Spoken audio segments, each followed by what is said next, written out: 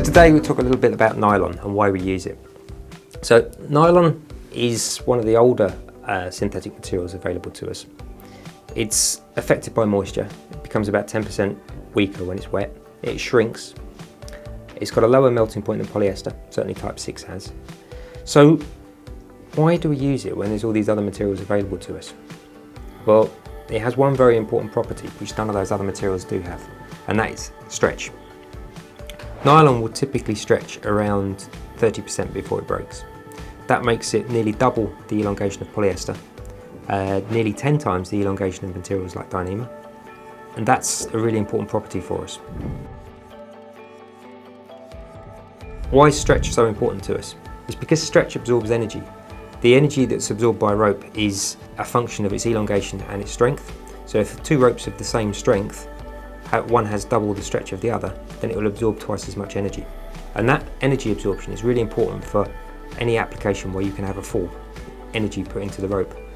And that's why almost all of our industrial access type ropes are made out of nylon.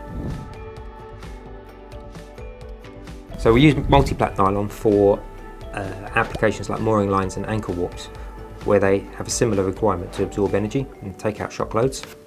But most of the nylon that we use goes into our industrial access products. So this is a static rope. It's a nylon rope, has multiple cores, and it's designed in order to pass the drop test requirement from EN 1891. It's very difficult to pass that requirement with anything other than a nylon rope. One of the weaknesses with nylon is that it's affected by certain chemicals, one of which is acids. Occasionally acids are used in cleaning operations. Nylon ropes are used for industrial access, whilst acids are being used in a similar environment. And for that reason we developed this product, which has the yellow halochromic marker. The halochromic marker will change from yellow to red if it gets exposed to an acid, giving the user the opportunity to retire that rope from service. It's not just the industrial access ropes that use nylon, we also use it in some of our Arborist products. This one is Venom. There's a nylon core and a nylon cover. Again, it's in there because of the energy absorption. This rope has one of the lowest impact forces and one of the highest number of drops of any ropes in the Arb industry. So like the climbing lines, the accessory cords are often made out of nylon. This means they have a bit of give in them, a little bit of stretch, which means if they're used for things like retaining tools that might get dropped, again, that energy absorption is a benefit. Like all materials, nylon needs looking after. Nylon is affected by moisture, so it's always important to dry your ropes after use.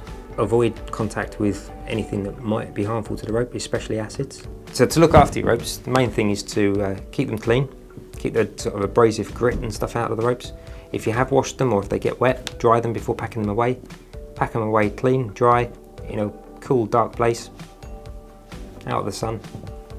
They will last for years.